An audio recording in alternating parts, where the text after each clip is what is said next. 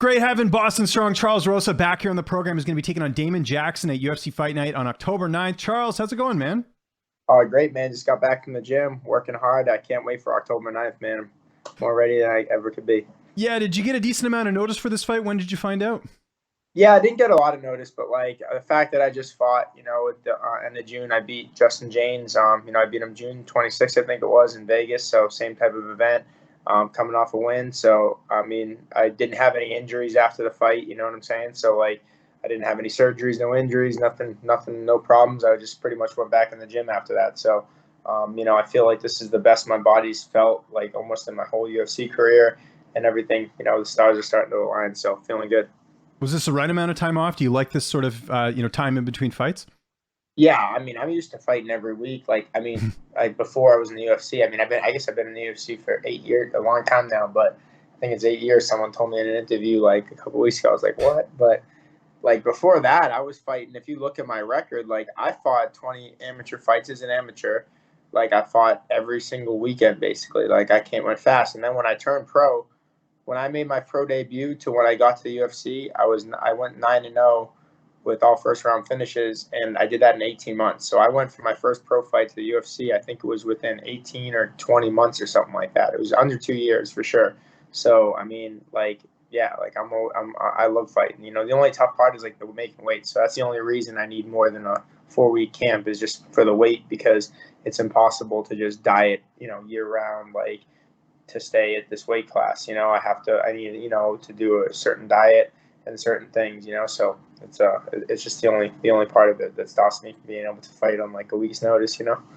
And I'll take your word for it. You're a chef. You'd know better than anyone, right? So if there's anyone who knows what it takes to get down to featherweight, that makes sense. You referenced it there, the Justin James fight. Awesome fight. I know it was a split decision. How were you feeling when that went to the judges' scorecards? Because you never know with the judging sometimes. I was scared. I was like, come on, don't. I was like, how? I didn't. I don't know. For those that watched it, but like, I didn't think it was a split decision. I thought it was pretty unanimous, pretty easy call. But there's always like one judge sometimes that might see something different. I did get a headbutt in the second round that gave me a cut above my eye. So like, who knows if they saw the blood or what happened? But if you watch the fight, I thought I dominated, and then we came on strong in the third round. So I kind of I just kind of covered up and was able to block his shots. But he was a tough kid. There's no doubt about it. And I think I saw the best version of him. So like although he was on a big losing streak, in the UFC coming into the fight, he was taking short notice fights on week or two notices against 55ers and stuff like that. Like, and I think Justin James, when we got a 12-week camp for that fight, that he strapped down and he put it in. That was his first full fight camp for any UFC fight. So I think that I saw the best version of him. And, any guy that's in the UFC, I think is capable of being champion. I don't think the UFC would sign anybody if they didn't think they were good enough to, have a chance to be champion or have the skills to be. So that's like the one thing. And every time you fight a UFC fight, you're fighting like the best of the guy, one of the best on the planet. So, there's no tomato can. So, I went up against a tough guy. He put, everyone knows about him putting 25K on himself, and he lost it. But, it's the name of the game. It's a risk you take when you step in there. What did you think of that? Because I think you probably found that out before the fight happened. So obviously it's kind of makes the fight weird, because obviously the fans want to see the guy who's bet on himself, but it has nothing to do with you. It's just you happen to be his opponent. Like, was that something that you even thought of in the fight, or like how did you take that in?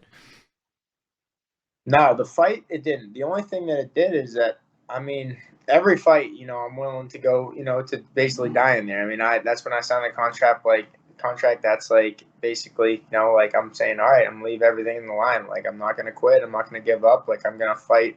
If I can't see, I'm gonna fight. If I'm hurt, I'm gonna fight. If I break my arm, I'm gonna fight through it. Like, that's, everyone has a different mentality. It's not a game to me. It's a fight. So it's like that Nick Diaz mentality. Like, it's going in there to kill or be killed. So I always keep that in my mind. And when you hear him, and there's already so much on the line. I used to want to bet on my fights and stuff like that. And then, one of my coaches back, Mike Brown, was like, there's already so much on the line. You know what I'm saying? Like, there's already so much at stake. Like, it's more than, for me, it's not just about the money. It's, it's my whole career. It's my whole life. It's everything I work for every day. It's what I just got back from the gym working towards, like, to be a world champion. So when I heard, him put that money, I just thought that it's just more pressure on himself. We already have so much pressure going in there. It's always something like when I'm fighting in Boston, my whole friends and family are there. When I'm fighting, here, it's always, oh, maybe you're on the chopping block for the UFC because you lost a fight and you're coming back. There's always something that, there's pressure. There's always pressure every fight. But when he put that 25K on himself, man, I was like, there's just more pressure on him. And it didn't really affect me because, I'm not going to let him off the hook because he bet 25K on himself. But it ended up working out. Actually, my cousin Johnny, I told him that. My cousin Johnny loves betting on sports and stuff. And he told me he matched the 25K and he bet it. And I was like, you don't have to do that. Like, it has nothing to do with me. I did it. So he cashed in pretty big. So he's happy. Let's talk about Damon Jackson, your opponent here. 16-7 record. What do you know about him? How do you feel like you match up against him here? Oh, I love the matchup. I got the call from my manager, Jason House. I think it was like 4 weeks ago. So it was like maybe 7 week notice for this fight. Usually, I have like, 8, I like at least 8 weeks, but this was 7 weeks. But like I said, it didn't matter. But Damon Jackson's, tough wrestler, grappler. I think, he probably goes into it and sees like how my fight with like Minor and Bryce Mitchell went. But, one of the things people don't know, I don't make any excuses for anything, but like, I fought Derek Minor with a completely torn thumb. I had surgery right after the match. I fought him with basically one hand, and that's probably one of the reasons my wrestling looked so bad is building grips. And, after I addressed my wrestling after the Bryce Mitchell fight, but the thumb thing. But when I had my neck injury, like 4 or 5 UFC fights ago, I kind of stopped wrestling because I feel like that's what hurt it. So this camp, man, I really stepped up my wrestling like a lot. And same with Justin James. He was a D1, All-American wrestler, and I was able to take him down, and he didn't take me down, I don't think, once the whole fight. And I was able to beat him the whole fight, and I'm bringing that confidence into this one. So, I see him as a wrestler, grappler. I think he's weak chin. He's been knocked out 3 times unconscious, once by a former opponent that I beat, Kevin Aguilar, who I beat, and Kevin slept him. So, if you do the MMA math, that looks good for me. There you go. And what about training camp? I know last time we spoke, you'd switch things up. Is that the case for this camp? Who are you working with? Who are some of the main training partners? Yeah, man, I'm working hard. I'm training at 2 gyms now. I'm still with Charles McCarthy at American Combat Gym, where I work my skills building. We have Muay Thai coach Gregory Choplin there, who's, world champion Muay Thai kickboxer. So I'm super happy to be working with him. And, I've been working with, also I go over to Stanford MMA, which is a great gym. It's another mega gym for, we got some awesome bodies, awesome guys there. Even got to work, a little bit with Chaz Skelly, who's also fighting October 9th. So he's a kind of a good look for Damon Jackson. So, they got Henry Hooft over there, Greg Jones, and some of the top coaches in the world. So, I'm mixing it up. I'm getting, the best of both worlds and being able to stay, loyal to my team and my coach, Charles McCarthy. And, I got Matt Waggy and Gregory Choplin in my corner. And, and also I'm able to, get the best of the benefit of working with the world-class team over at Stanford MMA and, getting the bodies over there and the guys that I need. So, man, I'm really grateful to be able to have that with both. And that's kind of one of the things that I didn't have with American Top Team is they were, very wanted you to stay in one spot and, only utilize what they had, which wasn't even always available. So it was very difficult for me, to make the decision. I was loyal to them for, 10 to 12 years over American Top Team. But, when they changed the policy and changed some of the things and the way they do things, then, I got to do what's best for me. This is mixed martial arts. So anytime someone tries to limit me to one style or one thing, like, I got to do what's best for my career. So, coming off a big win, excited to get back in there October 9th. How's this fight playing out? How do you envision the fight going down on October 9th? And I finally see me getting my first knockout in the UFC, man. I think it's long overdue. I mean, it's been a while since I've had a TKO or a KO finish, and I just think Damon Jackson has that weak chin, man. He's been knocked out so many times. He's been slept, and it's not like he's just been knocked out or TKO'd. Like, he's been slept. Like, so I know he got that button, and I've been working hard on my Muay Thai, my knees, my elbows, and my clinch fighting, and like these things. And I feel stronger than I've ever felt. I finally feel like I got my man strength. I'm a little bit older now and stronger, and I was kind of a late bloomer for myself, so I feel like I got my power back, and can't wait to go in there and shine. I just looked on your record. I realized this. You haven't won, and I don't mean this in a bad way, you haven't won 2 in a row since August of 2014. Did you know that? I'm sure, I don't know if you pay attention to that type of stuff, but what would it mean to finally put together 2 straight wins in the UFC? Because I know it's been a while.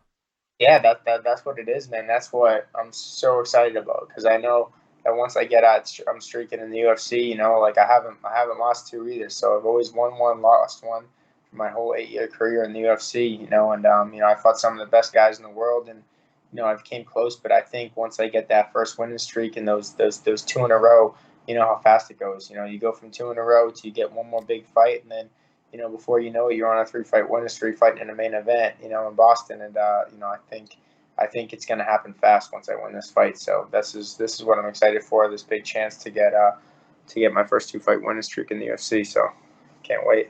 There you go. And just a little context. I mean, people, I'm sure remember or should remember that you had a doctor telling you wouldn't fight again. I remember being in the media scrum after you won in Boston, and just the emotion of that all coming back. So yeah, I mean, little context there, but we'll see what obviously happens in this fight. You didn't think we get out of here without talking some hockey. Just your thoughts on the Bruins off season. Are you happy with what they've done? Did you expect them to do a bit more? What's your thoughts on the Bruins this upcoming NHL season? Yeah, I think it's going to be big on the goalie, the guy that we got. I mean, who's starting for the goalie? Because I know they got two. Well, Rask is out, right? So I'm trying to remember who your guy is. It's not Halak, because we got him. The Canucks got Halak now. Yeah, Halak. We got the guy from Buffalo. I forget his name. Oh, Linus Ullmark. Is that? Yeah. Pretty awesome. So if he's as good as they say he is, man, I think we make another run at the Stanley Cup. But I think it's relying mostly on him because the goalie is like the backbone of the team. So I think that's a huge part of it. And I'm always confident in the Bruins. That even when they don't have the best team, I still think they're going to win. But they actually do have a solid lineup now. They got a solid team. So I'm excited for this upcoming season. I'm trying to remember who they picked in the offseason. I know Krejci obviously retired, right? So that's a bit of a hole to fill. And then I know I was trying to pay attention to who they've sort of brought in, but I think they had a decent offseason. Yeah, not like my Canucks. They went crazy and they got Ekman Larson, which I'm like, that's a huge risk, man. I don't know. Yeah, we'll see how he does too. But I think the goalie is the biggest pickup that we got. So that's all in the hands of this dude. Like they say he's a superstar. He's a like one of the best prospects in the goalies there is, but you don't know until they play. So we'll see when the season starts. We'll know probably right away in the first 5 games. Yeah, no, it'll be interesting. And just your thoughts on Seattle. I don't know if you checked out their roster. Mark Giordano's on there. What do you think of that? I haven't even seen their roster yet. So you got to check it out. It's honestly, I think people are a bit disappointed. They had some opportunities to make some big moves and they didn't really do it. They did get Philip Grubauer from Colorado, who was did really well for them. And they made a couple other key signings as well. But I don't know. We'll see, because they're going to be in the Canucks. They're right next to the Canucks. So I'm hoping to go see a game once this border opens up, but we'll see what happens. So. Yeah. Oh, that's is the border and everything still not going yet? No, I'm stuck here, man. I haven't been. The last time I was in the States was for Colby's fight against Usman. That's how long ago it was. What's up? Are they gonna? It's you guys. The border, they won't open it. Apparently, we've allowed Americans in, but in the other way around, they're not letting any Canadians across the border. So it's. What about games? There's no fans of the game. No, there's fans here. Yeah, they're just starting to bring them back. But last year, you guys, I know in certain places in the U.S., and especially where you're at in Florida, they still have fans. But I know here it's slowly coming back. Yeah, the Patriots had a sold-out arena at Gillette Stadium the other night versus Miami. Sold out. Yeah, speaking of which, what did you think of Mac Jones? Some people, I know they didn't end up winning, awesome. but he looked good. Yeah, Mac Jones killed it. I don't know how they lost. It was that fumble on the 1 yard, on the game-winning drive, but it is what it is. I think that's just going to make Mac better. He looked like he looked like a baby Tom Brady. So if he can develop into a little more, then we're gonna hopefully get another 25 years of greatness. There we go. Charles, thanks so much for doing this, man. Always a pleasure. It is UFC Fight Night, October 9th. Make sure you tune in. Anyone you want to thank? Any sponsors? Any social media? I'll give you the last word. Yeah, for sure. I just definitely want to thank, everyone go check out Chucky's Fight. It's a charity dedicated to help knock out substance abuse, so definitely check out, donate towards that. I want to thank some of my sponsors, Garden of Life, my supplement company, the Fight Nutritionist. I want to thank Canico CBD. It's a new CBD company that just started helping me out a lot for my muscle soreness and aches and pains. So that's been a huge addition to my team. And, man, everyone tune in October 9th and, watch me beat Damon Jackson.